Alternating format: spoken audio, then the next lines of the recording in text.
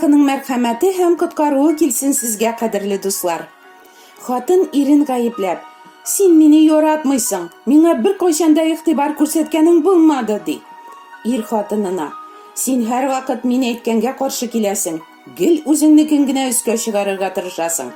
Бианасы килененә: "Синең өеңнең берәр вакыт җыештырылган чагы бармы ул?" ди. Гаепләү, шелтәләү, канәгатьсезлек, аралар бозылу, читләшү, кичермәү, нәфрәтләнү. Сезгә еш ишетергә туры киләме гаепләү сүзләре? Ә үзегез уйланганыгыз бармы? Гаепләргә яратучы кеше түгелсезме? Нигә кешеләр бер-берсен гаеплиләр соң? Нигә бер-берсенә гаепләү сөңгеләре атып кына торалар? Мондый мөнәсәбәтләр беренче кешеләрнең Аллаһы кушканга буйсынмыйча, үзләренчә Алласыз гына яшәргә теләп, гунаһка керүләреннән башланган. Мин үзем беләм. Мин хаклы, минемчә дөресрәк дигән тәкәбберлек вирусы бөтен кешелек тукымының канын агулаган. Шуңа күрә кешеләр арасында мөнәсәбәтләр җимерелә, дошманлык көчәя, җаннар һәлакәткә китә тора.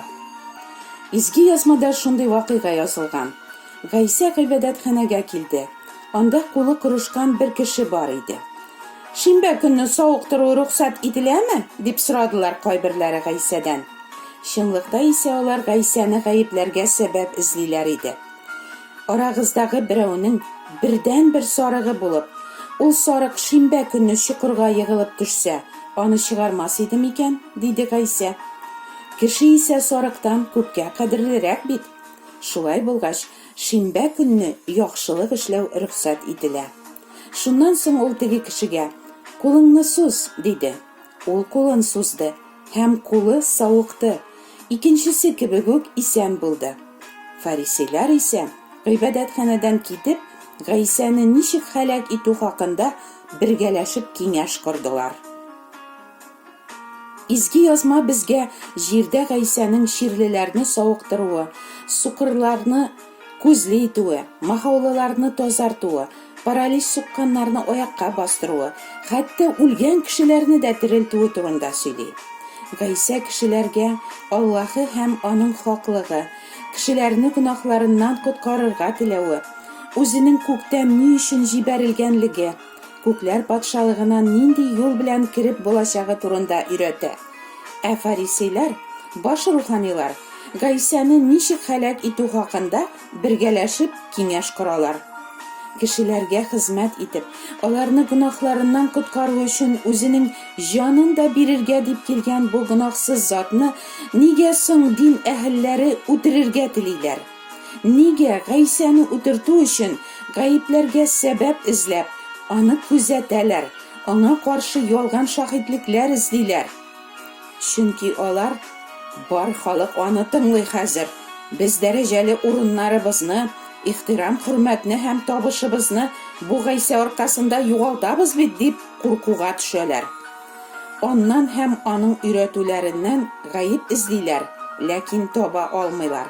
Ниһаять, ялган шаһидләр табып, баш руханилар Гайсәне бәйләп, ул чакта Яһудиядә идарәче булып торучы Рим прокураторы Пилат янына китерәләр. Пилат алар янына чыгып: "Сез бу кешене нәрсәдә гаеплисез?" дип сорады. "Аны алып китеп, кануныгыз буенча үзегез хөкем итегез", диде. "Безгә һич кемне үтерү хокукы бирелмәгән", диделәр яһудилар аңа. Бу баш руханиларның, дин әһелләренең эшләренә хәйран калырлык. Аларның Гайсәне үтерергә теләүләре шул кадәр көчле, канун буенча үзләренең һич кемне үтерү хокукы булмаганга күрә, аны үтерергә хокукы булган Пилат янына алып килеп, аннан гаепләү карары чыгарттырып, Гайсәне хашка кадаклатуны таләп итәләр. Идарәче Гайсәдән сорау ала, ләкин аны гаепләрлек, җитмәсә үлемгә тапшырырлык һич нинди гаеп тапмый.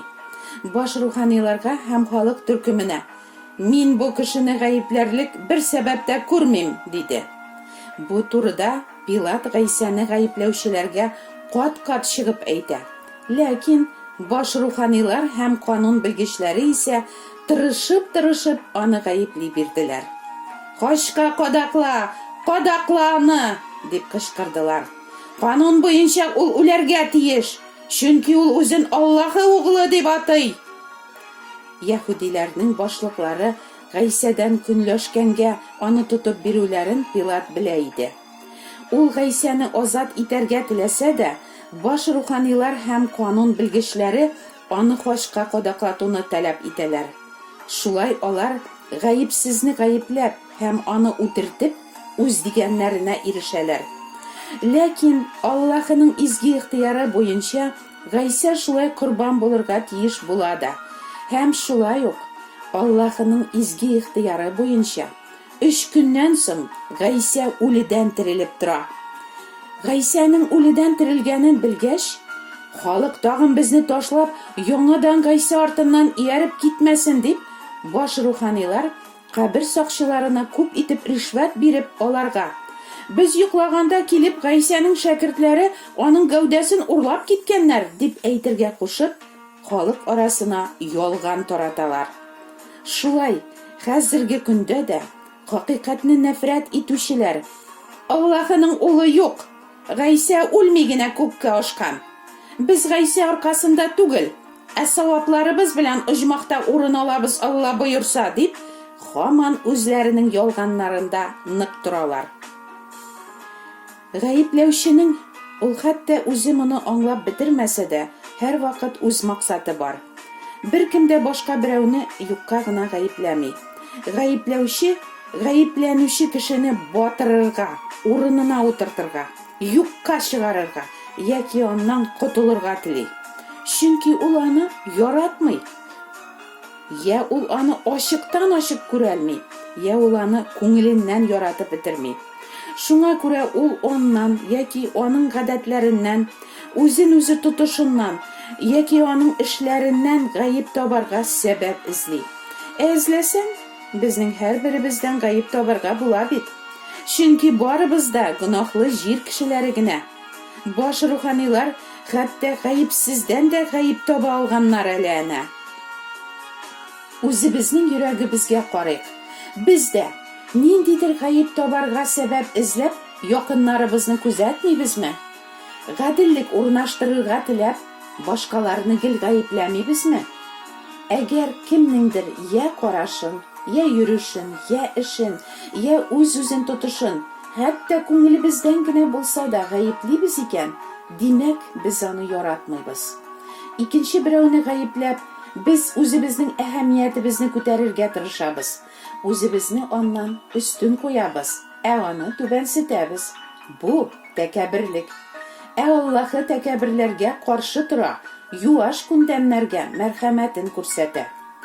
Гаепләүче дөреслекне, хакыйкатьне эзләми, чөнки ул үзенең фикерен дөрес дип, үзен хаклы дип саный. Баш руханиларда хакыйкатьне эзләмәгәннәр, югыйсә хакыйкатьнең үзе алар арасында йөргәнен, хакыйкать юлына Гайсәнең өйрәткәнен күрерләр иде. Гөнаһлары өчен тәүбә итеп, Аллаһының мәрхәмәтен кабул итәрләр иде.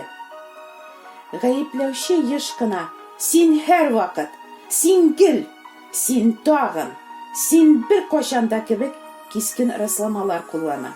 Мәсәлән, өлкән угылы атасын: "Дусларым белән күңел ачу өчен синең миңа бер кашанда кәҗәбәкәше дә биргәнең булмады" дип гаепли.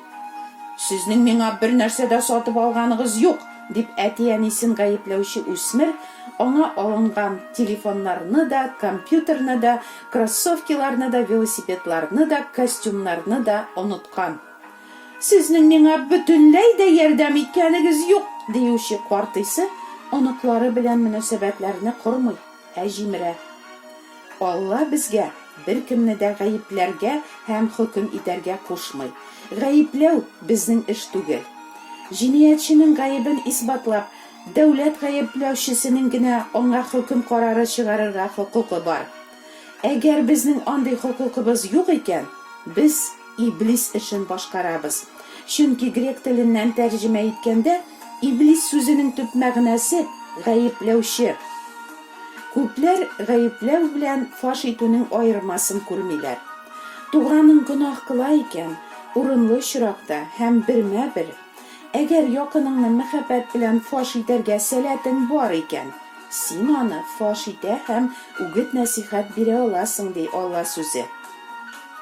Ләкин теләсә кемне, теләсә кайчан, йөрәгебездә кайнаган усаллык һәм ачыну белән гаепләргә безнең хакыбыз юк. Бигрәк тә нахакка гаепләнү авыр. Ләкин килеп чыккан хәлне Аллаһыга тапшырып, кичерә алу өчен Раббыдан көч, ярдәм сорасак, ул безнең дугабызга битараф калмаячак. Чөнки Аллаһы үзе безне гайсә кылган эш хакына кичерә һәм безгә дә бер-беребезне кичерергә куша.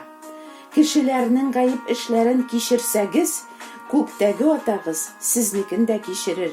Ләкин сез үзегез башкаларны кичермәсәгез, сезнең гаип эшләрне күктәге атагыз кичермәс. Амин.